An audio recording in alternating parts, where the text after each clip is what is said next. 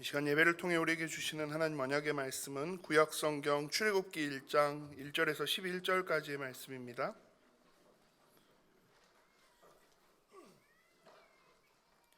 출애굽기 1장 1절에서 11절까지의 말씀을 제가 봉독합니다. 야곱과 함께 각각 자기 가족을 데리고 애굽에 이른 이스라엘 아들들의 이름은 이러하니 르우벤과 시므온과 레위와 유다와 이사갈과 스불론과 베냐민과 단과 납달리와 갓과 아셀이요 야곱의 허리에서 나온 사람이 모두 70이요 요셉은 애굽에 있었더라. 요셉과 그의 모든 형제와 그 시대의 사람은 다 죽었고 이스라엘 자손은 생육하고 불어나 번성하고 매우 강하여 온 땅에 가득하게 되었더라. 요셉을 알지 못하는 새 왕이 일어나 애굽을 다스리더니 그가 그 백성에게 이르되 이 백성 이스라엘 자손이 우리보다 많고 강하도다. 자, 우리가 그들에게 대하여 지혜롭게 하자. 두렵건대 그들이 더 많게 되면 전쟁이 일어날 때에 우리 대적과 합하여 우리와 싸우고 이 땅에서 나갈까 하노라 하고 감독들을 그들 위에 세우고 그들에게 무거운 짐을 지워 괴롭게 하여 그들에게 바로를 위하여 국고성 비돔과 라암셋을 건축하게 하니라. 아멘. 부르심에는 실수가 없으시다 제목으로 담임 목사님 말씀 주시겠습니다.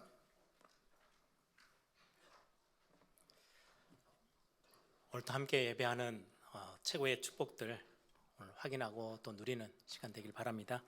우리 같이 옆에 있는 분들 얼굴 보시면서 축복하며 인사하고 고백하겠습니다. 하나님께서 당신을 예배의 자리, 축복의 자리로 부르셨습니다.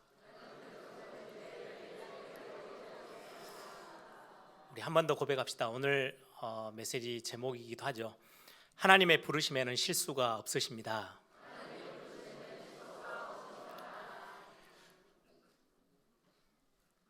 예전에 기록에 보면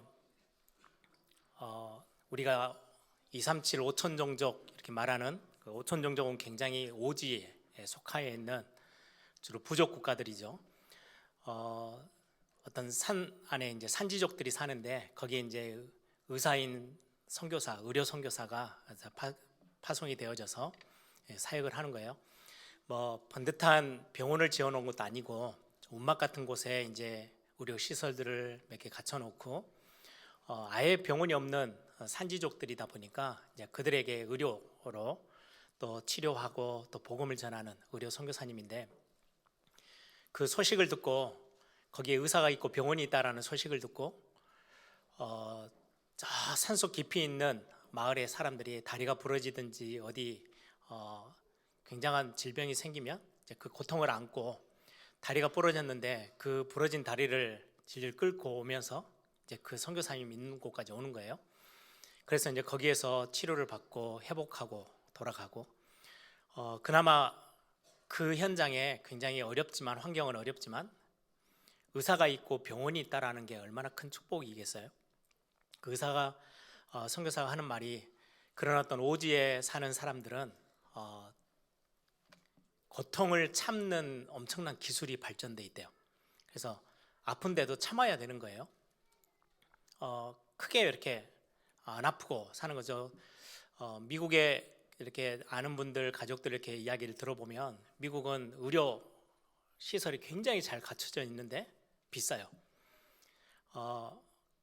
아이를 낳으러 병원에 갔다 왔는데 뭐 한 3일 이틀 병원에 입원하고 이렇게 출산하고 오면 우리 한국 돈으로 거의 2천만 원, 3천만 원 뭐 이런 의료비가 나오니까 참는 거죠. 될 수 있는 대로 안 아프려고 아픈데 안 아픈 척하고 이제 참는. 그것보다 더 심한 게 그런 오지에서는 심각한 통증이 오는데도 통증을 참는 기술이 발전돼 있어서 버티고 가는 거죠. 그런데 병원이 있는 게 얼마나 감사해요.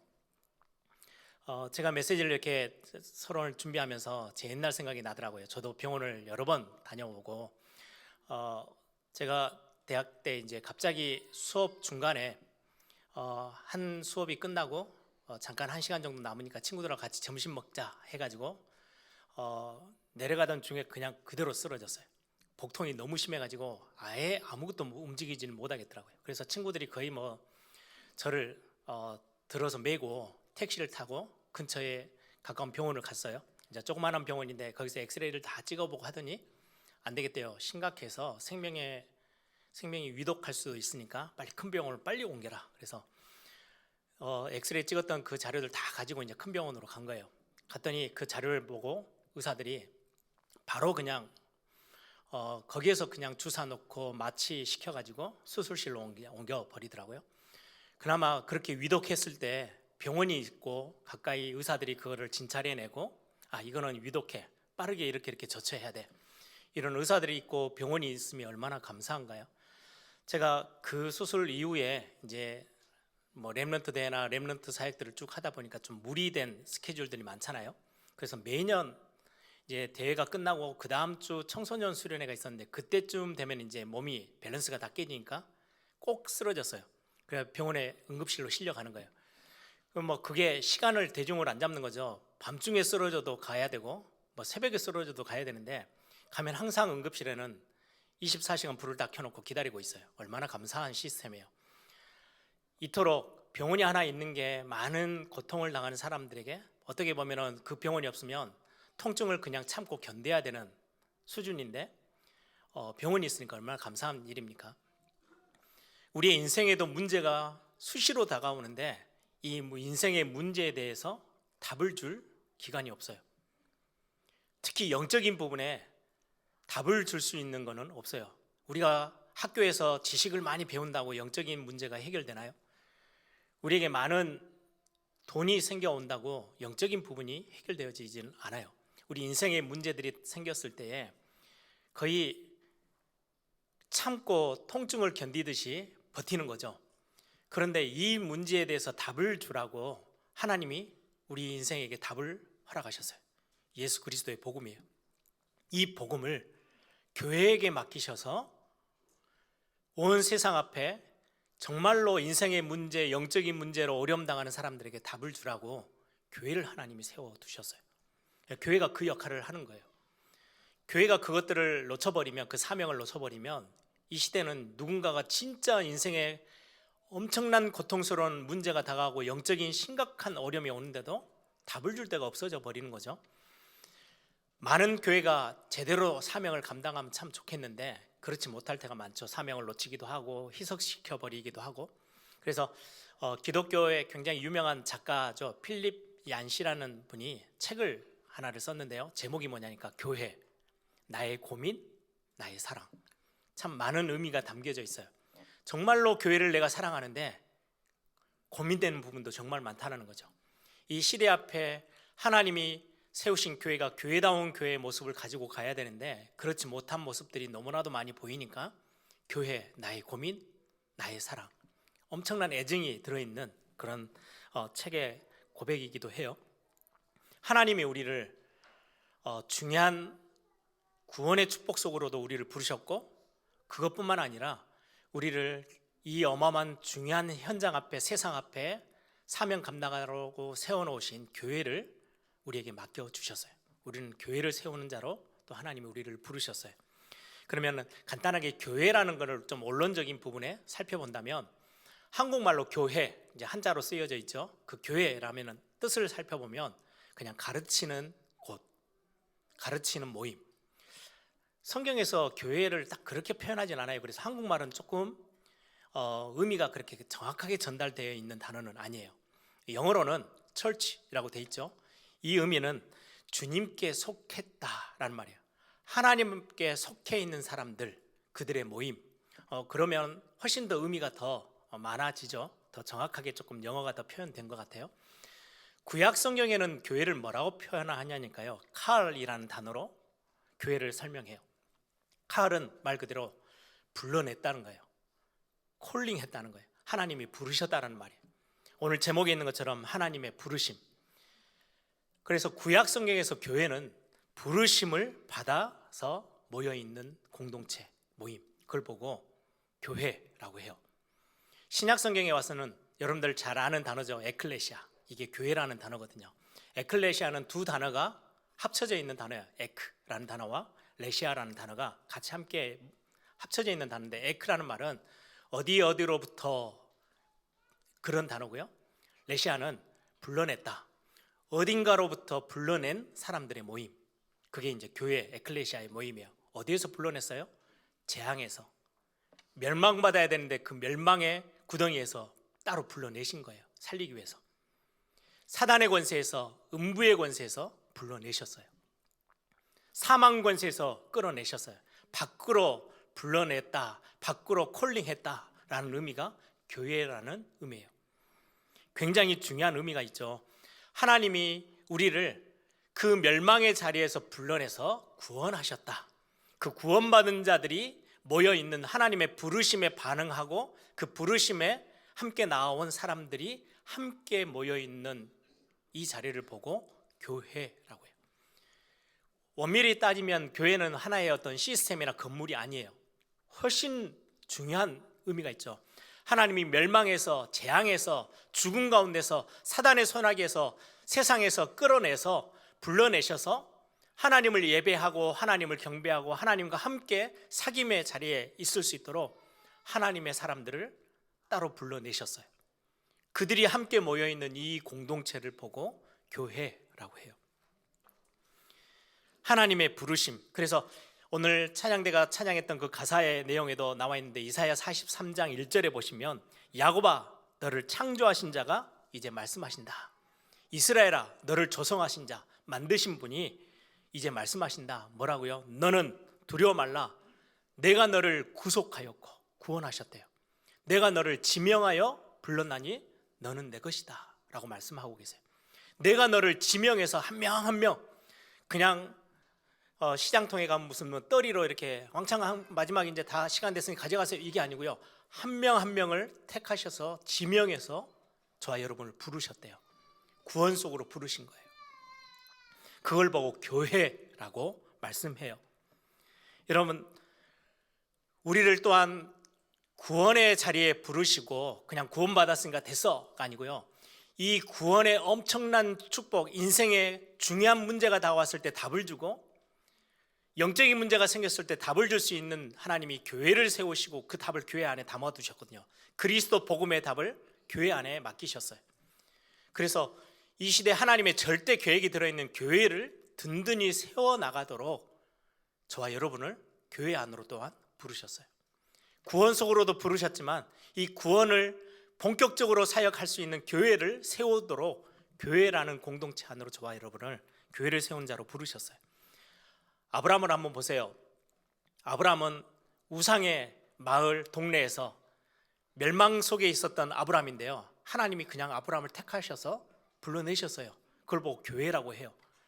불러내셔서 이제는 아브라함 혼자 너 이제 구원받았으니까 됐지? 천국 가면 돼? 이게 아니고요. 아브라함을 통해서 너는 믿음의 조상으로 내가 세울 거야. 너로 인하여서 큰 민족을 이루게 해서 그 민족 하나님의 통치 아래에 있는 하나님의 나라를 상징하는 구약 교회를 상징하는 민족을 이루도록 너를 제사장 앞자리에 내가 세웠어 라고 성경은 말씀해요. 그래서 구원받음으로 부르심을 받은 걸로 끝나는 게 아니고 이제 우리의 부르심은요 아브라함처럼 아브라함이 원해서가 아니에요. 하나님이 원하셔서 부르셔서 이제는 너를 통해서 하나님의 나라, 구약 교회, 하나님의 공동체, 하나님의 백성들을 이끌어 나가는 그 어마어마한 일을 너를 통해서 해낼 거야. 그 자리에 하나님이 아브라함을 부르셨어요. 아브라함, 이삭, 야곱, 요셉이 다 그 일에 그렇게 쓰임 받았죠. 여러분 모세를 보세요. 모세의 역할은 구원받은 걸로 끝나지 않아요. 이제는 큰 민족을 이루었던 애굽에 있었던 사람들을 이제는 그 민족을 이끌어내서 하나님이 계획하시고 명하셨던 가나안 땅으로 인도해 나가는 일에 그 민족을 지키고 보호하고 세워나가는 일에 모세를 사용하시고 사무엘을 사용하시고 다윗을 사용하셨어요. 다윗을 왕으로 네 왕 노릇 좀 해봐 이게 아니에요. 왕이라는 직책은 부업이에요. 저와 여러분에게 주신 산업, 여러분들에게 주신 달란트, 여러분들이 지금 하고 있는 많은 역할들은 부로 해야 될 역할들이에요. 그게 주가 아니에요. 우리의 본업은 뭐냐? 하나님이 세워놓으신 하나님의 절대 계획이 담겨있는 교회를 세우기 위해서 여러분들의 산업도 여러분들의 달란트도 여러분들의 직업도 하나님이 주신 거예요. 이게 뒤바뀌어 버리면 사람이 얼마나 비참해지는지 몰라요. 여러분들을 밥 먹고 살려고 죽을 둥살둥 뛰는 거 얼마나 어리석은 인간이 돼버려요. 그렇죠? 부업이 본업이 돼버리면요 여러분들 아침에 일찍 일어나서 산업 현장에 직장 가는 거예요. 그것 때문에 여러분들 이 땅에 살아가고 있어요. 얼마나 불쌍한 인생이 돼버려요. 아니에요. 그거는 나의 부업이에요. 그거 해서 내가 좀 땀 흘리고 힘들지만은 그 역할 속에서 그걸 가지고 내게 주신 달란트와 내게 주신 직업과 내게 주신 산업과 가정을 통해서 내가 서 있는 자리를 통해서 하나님이 세워나가실 교회를 든든히 세우고 섬기고 그 안에서 하나님의 것들을 세워나가는 일로 우리를 부르신 거예요. 그래서 여러분들이 중요하게 신앙생활하면서 본업과 부업은요 절대 순서를 바꾸시면 안 돼요. 나에게 주신 달란트로 하나님은 하나님의 교회를 세우기를 원하세요. 내 직장, 내 산업. 그래서 내 산업이 조금 어렵다, 내 직장 생활 속에서 좀 어렵다, 그것 때문에 여러분들이요 거의 뭐 숨 넘어갈 듯 막 정신을 못 차릴 만큼 할 이유가 전혀 없어요. 그건 부업이에요. 우리의 본업은 따로 있어요. 진짜 하나님이 원하시는 하나님의 절대 목표, 절대 계획이 있는 교회를 세워나가는 것, 그리고 이 구원의 축복들을 여러분들이 붙잡고 있는 이 부분들이 굉장히 중요합니다. 그래서 오늘은 여러 사람들이 있지만 오늘 출애굽기에 가장 처음에 나왔던 요셉, 그 시대 요셉을 중심으로 생애를 두고 우리가 하나님의 부르심이 어떠한지를 한번 살펴보려고 합니다. 여러분들 요셉을 보세요. 어린 나이 때 요셉의 형들 전체 형제가, 남자 형제가 12명이에요.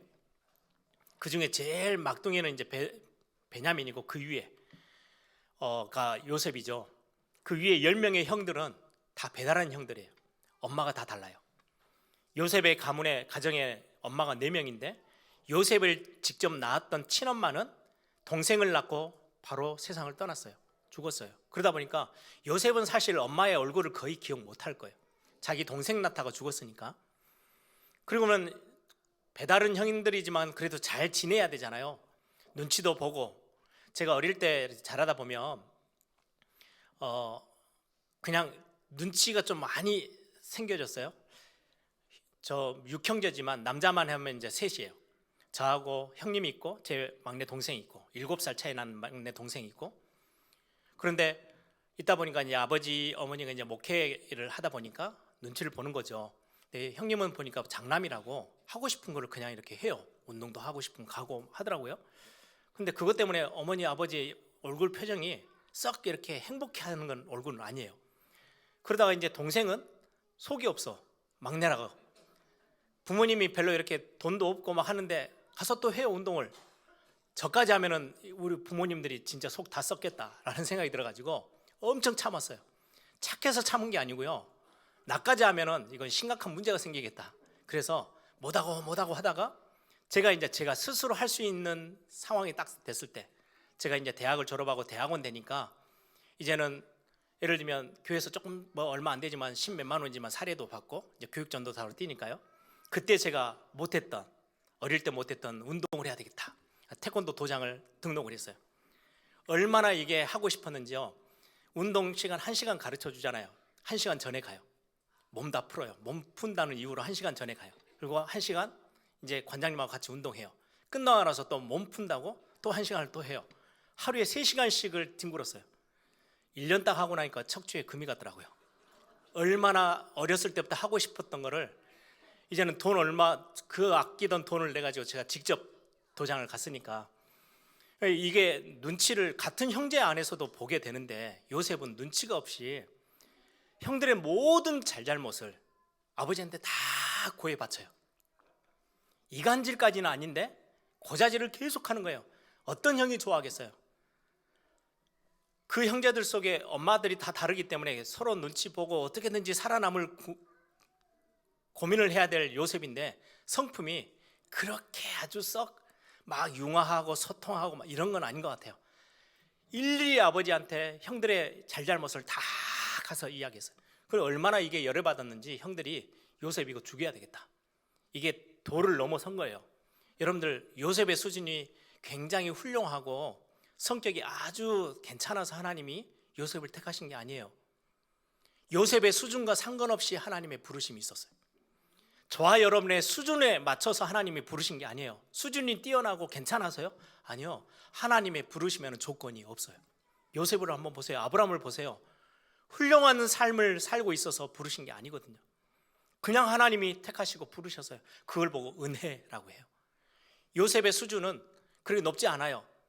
그런데 그것 때문에 형들에게 어마어마하게 고생을 당하고 하지만은 하나님은 요셉을 택하시고 부르셨어요. 야곱의 수준을 보세요.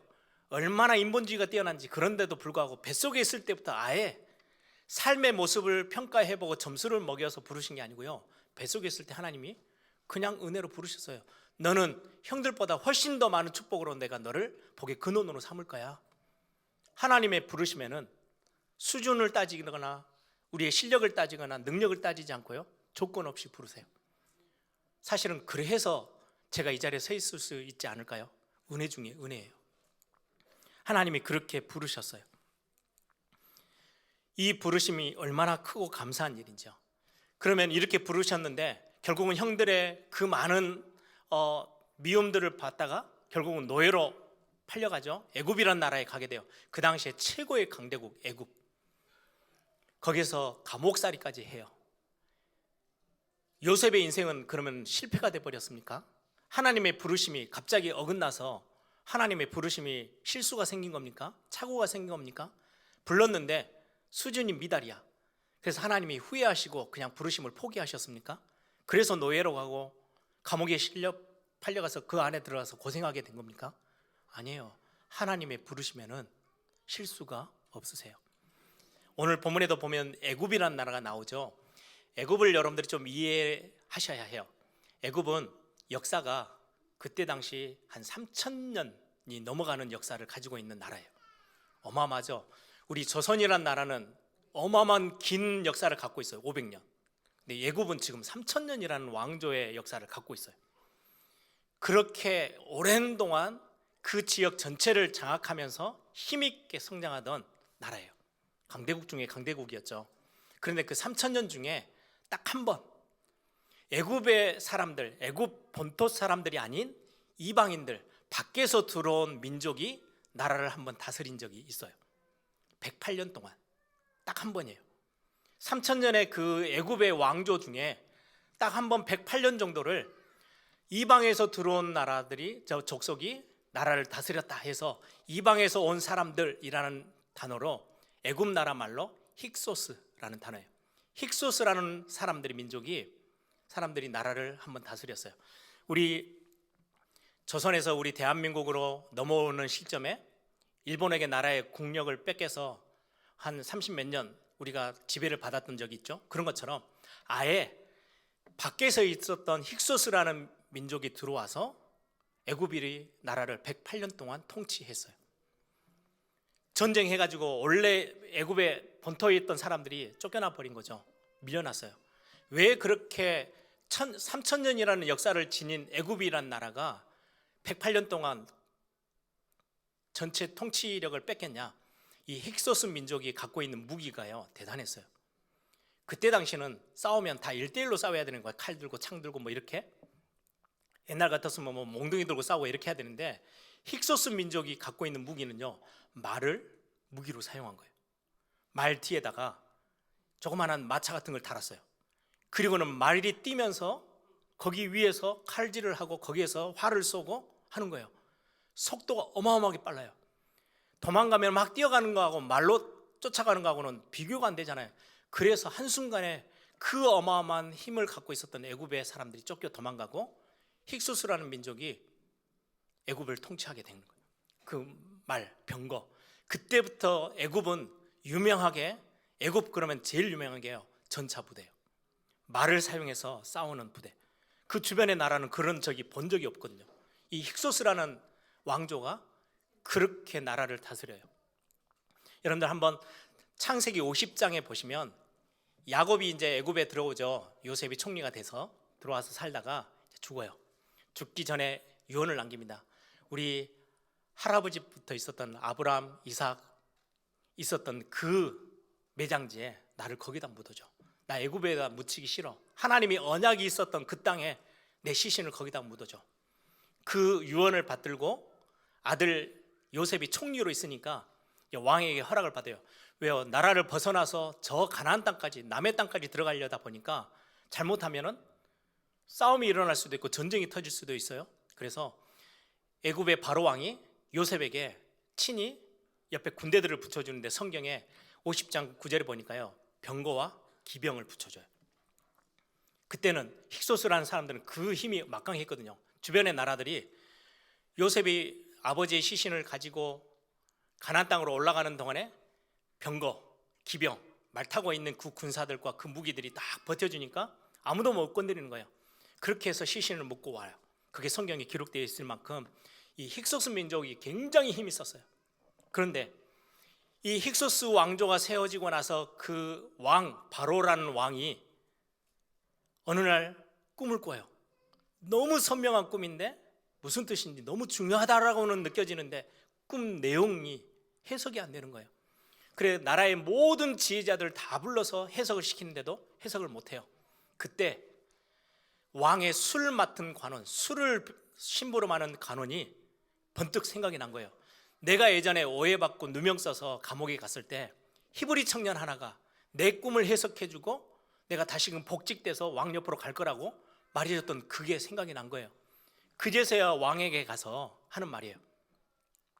임금님, 내가 전에 감옥에 갇혀 있을 때 히브리 청년 하나가 내 꿈을 해석해 줬는데 왕의 꿈도 해석해 줄 수 있을 겁니다. 이때 왕이요, 눈이 번쩍 띄었어요. 꿈을 해석해 준다는 말도 소중한데 히브리 청년이, 왜냐니까 힉소스 민족은요 셈족이에요. 히브리 민족과 같은 뿌리가 같은 민족이에요. 애굽은 달라요. 애굽은 완전히 아프리카 대륙에 있는 이쪽 사람들이고요, 힉소스는 이방에서 들어왔잖아요. 셈족이 애굽을 차지했어요. 그런데 자기의 혈통의 뿌리가 같은 히브리 민족 청년, 너무 반가운 이야기인 거예요. 자기 사람이에요. 그래서 불러서 꿈 해석을 받고 바로 그냥 총리로 세워버려요. 왜요? 핏줄이 같다라고 생각이 되는 민족이니까. 여러분, 힉소스 이 시간 3000년이라는 역사 속에 108년을 딱 다스리고 나중에는 밀려나서 역사 속에 사라져버린 민족이에요, 힉소스라는 그 왕조는. 근데 그 시간표에 하나님이 기가 막히게 섭리 속에서 움직이셔서 요셉을 애굽에 집어넣으셔요. 그리고는 그 왕이 꿈을 꾸고 히브리 청년이라는 그 단어 하나 때문에 왕이요 너무 쉽게 받아들이고 총리의 자리까지 모든 걸 다 넘겨줘요. 왜요? 그때 당시에는 그 혈통 이런 게 어마어마하게 중요한데 힉소스는 셈족 계열이니까 우리 같은 셈족의 계열이야. 너가 나에게 힘이 돼? 그래, 네 총리해. 하나님이 지금 요셉을 부르셨을 때 그 시간표, 그냥 노예로 팔려간 게 아니고 노예와 감옥에 있었던 그 어린 나이 13살쯤 팔려갔다가 30살쯤 되어졌을 때 애굽의 법이 30살이 넘어야 공직을 받을 수 있는데 딱 그 시간표 맞춰서 하나님이 요셉을 철저히 세우셨어요. 여러분들 오늘 이 본문들을 우리가 보시면서 기억하셔야 돼요. 역사의 주관자가 하나님이세요. 우리의 생사화복의 주관자도 하나님이세요. 요셉을 부르셨을 때 노예로 팔려가? 하나님이 그 어릴 때 세계복음화의 꿈 줬잖아. 해와 달과 별 11별이 절하는 어마어마한 꿈도 주셨는데 어느 날 그 하나님의 부르심이 실패를 했나? 실수하셨나? 아니에요. 완벽한 하나님의 시간표 속으로 요셉을 이끌어 나가세요. 더 큰 거는요, 오래전에 조상인 아브라함에게 하나님이 햇불 언약으로 언약하실 때가 있었어요. 아브라함이 자식이 하나도 없을 때 하나님이 아브라함에게 언약하셔요. 내가 너를 통해서 네 후손들이 모래알처럼 많은 큰 민족을 이루게 할 거야. 어디로 보내서? 애굽에 보내서. 꼭 아이가 이렇게 힘이 없을 때 인큐베이터에 넣어서 자라게 해가지고 이제는 이제 기능이 다 살아나고 나면 계속 거기에 있는 거 아니잖아요. 끄집어내서 이제 인생으로서 살아갈 수 있도록 이제 힘이 생기고 자라고 음식도 먹고 이렇게 하는 거잖아요.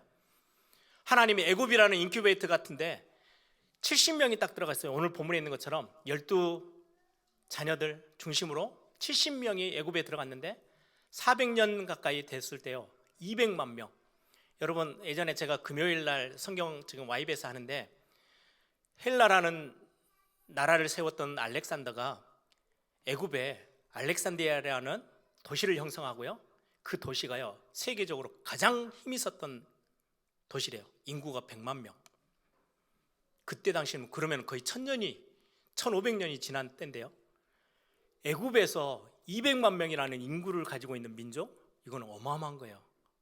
그러니까 오늘 8절에 있는 요셉을 알지 못하는 새 왕, 이제 힉소스 왕조를 밀어내버리고 애굽에 다시금 원래 사람들이 정권을 딱 잡았어요. 통치자가 됐어요. 그러고 나니까 가장 불편한 민족이 히브리 민족들이에요. 이스라엘 민족들. 그래서 그들을 노예살이하고 종노릇 시키기 시작했던 거죠. 일어났던 역사 속에 하나님이 단 한 치의 오차도 없이 애굽의 하나님이 요셉을 부르시고 그곳에서 일정을 딱 채우시고 나서는 하나님의 백성들이 큰 민족을 이루도록 아브라함에게 약속하셨던 그 시간표, 내가 큰 민족을 이루게 하고 어느 시간표가 됐을 때 4대가 지나면 다시금 가나안 땅, 약속의 땅으로 불러낼 거야. 너희. 하나님이 그 일을, 요셉을 앞세워서 그 일을 행하세요. 한 시대 하나님이 중요한 계획을 세우시고 이루실 그 일을 위해서 저와 여러분을 아무 수준도 안 되어지고 조건도 없는 곳으로 하나님이 택하셔서 부르셔놓고 지금은 우리가 어려움을 당하는 것처럼 보이고 우리가 실패하는 것처럼도 보이고 뭔가 잘 안 되어지고 막 일이 꼬이고 어렵고 힘들고 병들고, 그런데 아니요, 그 너머에 하나님의 완벽한 시간표 있어요. 하나님의 생사화복의 주관자 되신 하나님, 역사의 주관자 되신 하나님. 그래서 오늘 제목이 하나님의 부르심에는 실수가 없으세요. 여러분, 여러분들의 가정, 내가 실수해서, 예전에 한번 어떤 목사님하고 같이 이렇게 대화를 하는데요, 젊은 목사님이 저한테 그런 고백을 해요. 목사님, 제가 총각 때 잘못된 선택을 했네요. 얼마나 우스운 소리인지요. 혹시 내가 잘못된 선택을 했다 할지라도요, 하나님의 계획은, 하나님이 부르시면은 실패가 없어요. 실수가 하심이 없어요. 어느 날 하나님이 한눈 팔다가 실수하셨어요? 그런 법이 없어요. 그 안에 있는 또 다른 하나님의 계획을 찾아내셔야 돼요. 우리의 가정, 우리의 미래, 우리의 직장, 우리의 산업 현장까지. 여러분들이 만났던 수많은 만남들, 어떨 때는 좋은 만남도 있고 우리에게 어려움을 가져줬던 만남도 있을 거예요. 그 만남, 그 배후의 위에는 하나님의 것이 들어있어요. 우리의 건강까지도, 우리의 생사화복을 주관하신 하나님, 역사의 주관자, 이 우주를 만드신 창조주 하나님이요, 단 하나의 오차도 없이 이 우주를 움직여 나가시는 것처럼 저와 여러분의 삶을 실수 없으시게 우리를 부르시고 인도하고 계세요. 결국은 우리를 어디로 인도하실 거냐? 교회를 세우고 하나님의 영광에, 하나님의 나라를 든든히 세워나가는 일에 하나님 우리를 사용하실 거예요. 제가 메시지를 준비하면서 저를 돌아보니까 나에게 일어났던 많은 사건들, 제가 실수해서 넘어졌던 것까지, 내가 연약했던 거, 내가 힘없이 뭔가 이렇게 주저앉았던 것들, 또 막 열심히 내가지고 뭔가 막 성취를 누렸던 것들까지도 그게 내가 한 게 아니더라고요. 그 너머에 엄청난 하나님의 손길이 있어요. 하나님이 나를, 교회를 세우는 이 일을 위해서, 제가 지난번에도 말씀드렸죠. 교회 안에서 뭐 이렇게 어렸을 때 뭐 심부름 했던 거, 뭐 주보 하나 만들어 다녔던 것부터 시작해서 일 이거 하나 배우고 저거 하나 배웠던 게요, 나중에 교회를 세워나가는데 얼마나 중요한 하나님이 저에게 주신 은혜였지요. 내가 그거를 찾아서 낸다면 할 수 없을 건데 하나님이 이렇게 저렇게 맞부딪히게 만들고 배우게 만들고, 그래서 제가 어느 날 은혜를 받고 나서 제 생각 하나를 딱 바꿨어요. 나는 나의 미래를 내가 예측할 수 없어. 어떤 미래가 생길지 몰라. 그런데 내가 하나 확신하는 게 있어. 하나님은 나를 향한 하나님의 계획은 실수가 없으셔. 혹시 이게 미래에 하나님이 행하실 그 교회를 세우는 일에 이 일이 필요하다고 느껴진다면 나 이거를 최선을 다해서 배워봐야지. 혹시 이 일이 하나님이 나중에 나를 향한 계획 속에 포함되어 있는 일이라면 내가 이거 한번 최선을 다해서 내 마음 담아서 한번 해봐야지. 이게요, 제 젊은 날에 하나님 앞에서의 고백이고 결단이었어요. 그것 때문에 제가 얻어내는 게 얼마나 큰지 몰라요. 우리 부모 목사님들은 좀 이해할 거예요. 우리 교육자들은 제가 가끔 하다가 이거 왜 이렇게 돼? 이렇게 물어볼 때가 있어요. 그러면 제가 이렇게 뭔가 책망하려고, 뭐 지적하려고 물어보는 걸로 착각하더라고요. 그게 아니고 저는 궁금해서 그런 거예요. 이거 하나 내가 궁금증이 생기는 것도, 여기서 내가 궁금한 걸 내가 좀 알게 되면 나중에 내가 하나님이 어떤 중요한 일을 이끌어 나가시는데 필요한 부분이 될 수도 있겠다. 제 생각이 제일 밑바닥에 깔려있는 신앙 고백이에요. 하나님은 나를 부르시고 나의 부르심에 하나님은 실수가 없으셔. 나는 아무것도 잘 몰라가지고 일이 좌충우돌하면서 부딪혔던 그 일까지도 하나님은요, 하나님의 계획 속에서 저를 만들어 나가시는 시간표더라고요. 여러분들 기억하세요. 우리의 생사화복의 주관자는 하나님이세요. 역사를 움직여 나가시는 분도 하나님이세요. 그 하나님이 나의 하나님이에요. 나의 아버지 되세요. 그분이 나를 부르셨어요. 여러분들을 부르셨어요. 여러분, 이스라엘 백성들을 보시면 400년이 넘도록 애굽이란 나라에 가서 남의 나라 땅에서 살았잖아요. 그러면 혈통도 섞이고 뭔가 문화도 다 섞여서 혼합체가 돼버릴 가능성이 있을 건데, 아니요, 이스라엘 백성들이요 철저히 자기만의 것으로 딱 지켰어요. 왜 그런지 아세요? 이 안에도 하나님의 어마어마한 손길이 있어요. 이제 70명이 요셉이 총리로 있으니까 이제 애굽 땅에 들어갔죠. 그런데 애굽 사람들이요, 야 같이 들어와, 우리를 도와주고 우리를 살려준 사람들이니까 같이 살자, 이렇게 하지 않았어요. 따로 땅을 하나 내줘가지고요, 고센 땅에 들어간 너희들은 여기서만 살아. 왠지 아세요? 애굽 사람들이 그 당시에 제일 싫어하고 천하게 여겼던 일이 유목민이에요. 양 키우고 돌아다니는 일. 그거는 그 사람들하고는요 밥도 같이 섞지 않고 말도 섞기를 싫어해요. 그런데 히브리 민족은 유목민이거든요. 유목민이 애굽 땅에 들어오니까 애굽 사람들이 너무 싫은 거예요. 그래서 너희들은 그냥 따로 살아. 땅을 그냥 내주고요, 고센 땅에서 사는 거예요. 그러다 보니까 자기들만의 혈통, 자기들만의 언어, 자기들의 문화, 영적인 유산 다 가지고 살아요. 결국은 그렇게 해서 큰 민족을 이뤘는데도 불구하고 애굽과 전혀 섞이지 않고 따로 살았던, 따로 구별되게 한 민족을 하나님이 키우신 거예요. 그 안에도 하나님의 엄청난 계획이 있어요. 어쩜 그렇게 이스라엘 백성들은 유목민 자기의 직업이라고 생각했는데 애굽 사람들은 그 유목민을 천하게 여겼어요. 절대 같이 함께 하려고 안 하는 거예요. 그것 때문에 구별된 하나님의 백성으로 400년을 애굽 땅에서 사는데도 살아남아요. 여러분, 세상에서 여러분들 살다 보면, 목사님 저는 밖에 나갔더니요 제가 왕따 수준이에요, 내가 신앙생활 한다고 예수님 믿는다고 나를 너무 따로 막 밀어내요. 하나님의 계획일 수 있어요. 그 때문에 여러분들 너무 막 흔들리지 마세요. 내가 사업을 하는데 막 세상에 있는 방법들 다 끌어당겨서 내가 성공하는 거, 하나님 그거 원하지 않을 수 있어요. 하나님은, 하나님의 백성들은 하나님의 방법으로 성공시키고 빛의 경제를 지고 교회를 세우고 후대 세우는 일을 하나님이 그렇게 세워나가시기를 원하세요. 그래서 아니 내가 하는 일이 이 방법으로 하면 세상과 잘 안 맞을 것 같아요. 예, 그게 어떻게 보면 더 정확한 방법이에요. 일이 더디는데요, 더뎌도 하나님이 우리의 모든 것들을 주관하시는 분이 맞고 내 인생의 주인이 맞다면 우리는 하나님의 방법대로, 하나님이 원하시는 방향대로 가는 게 우리의 삶의 방식이에요. 거룩한 백성으로, 하나님이 우리를 성도로, 하나님의 자녀로 우리를 그렇게 부르셨어요. 그래서 여러분들 혹시라도 이런저런 많은 일들이 생겼다, 그리고 세상 나갔더니 뭔가 잘 어울리지도 않고 좀 뭐 불협화음 나는 것 같고, 내가 지금 쓰는 이 방법, 교회에서는 기도하고 힘 받아서 그걸 가지고 성공해야 된다고 말하는데 세상은 전혀 그 방법이 아니거든요. 이걸 어떻게 해야 될지, 뭘 선택해야 될지 고민되십니까? 이스라엘 백성들을 하나님이 하나님의 백성으로, 완전히 거룩한 백성으로, 구별된 백성으로 어떻게 삼으셨는지 우리는 그걸 참고해야 돼요. 성경을 우리는 우리의 말씀으로 받아야 돼요. 로마서 8장 28절에 그렇게 말씀합니다. 우리가 알거니와 하나님을 사랑하는 자, 곧 그의 뜻대로 부르심을 입은 자들에게는, 하나님의 부르심을 입은 자들에게는 모든 것이 합력하여 선을 이루느니라. 정말 믿으십니까? 여러분들에게 지금 와 있는 많은 일들, 어떤 거는 정말로 다른 사람에게 말하기도 힘들 만큼 고통스러운 거, 힘든 거, 어려움일 수도 있어요. 그런데 하나님께 부르심을 받은 저와 여러분은 모든 것이 합력하여 선을 이루어간대요. 문제가 왔다, 그걸로 죽는 법은 없대요.